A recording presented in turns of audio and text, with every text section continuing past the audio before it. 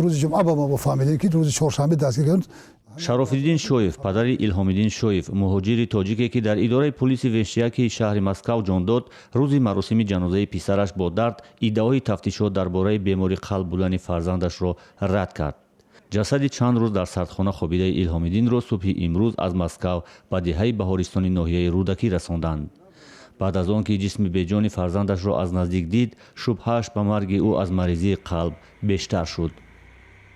خیلی شهر ندادن شما گفتن که فقط هم دل زدگی همین چکردگی خیلی در حاجت عیان دل همه طوره هم سردانه باشه سبزیه.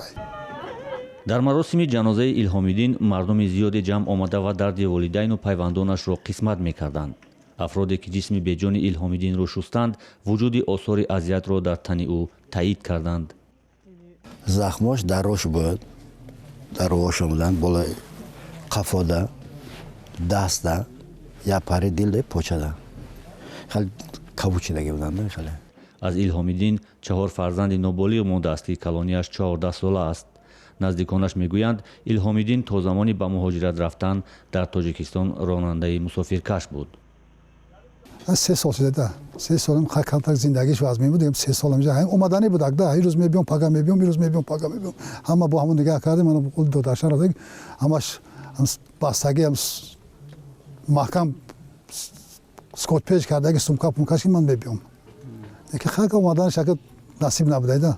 همسایه‌های ایلهامالدین از او یک جوانی بی‌آزار و خوش‌معامله نام می‌برند. آنها میگویند هیچ باور ندارند که ایلهامالدین گناهی کرده و از سوی پلیس دستگیر شده باشد.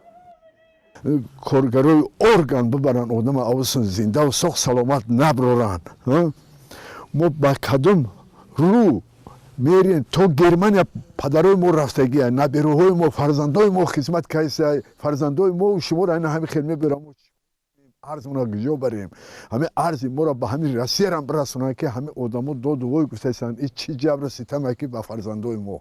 در مراسم جنازه ایلهامالدین مردکار نفران زیادی هم شرکت داشتند که فرزندانشان را برای یک عمری در روسیه از دست دادند و یا آن کشور مکان فوت یا قتلشان بوده است. بچه هم مردش نیاوردن. من 7 سال شد در غمی و بچه سوختگی خاکستر بودم.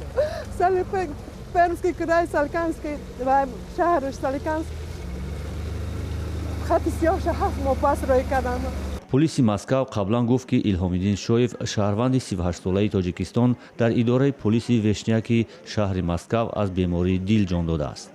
حادثه روز 21 نوامبر در حال رخ داد که نیروی ویژه صبر 18 شهروند تاجیکستان را دستگیر کرده به اداره پلیس آورده بود.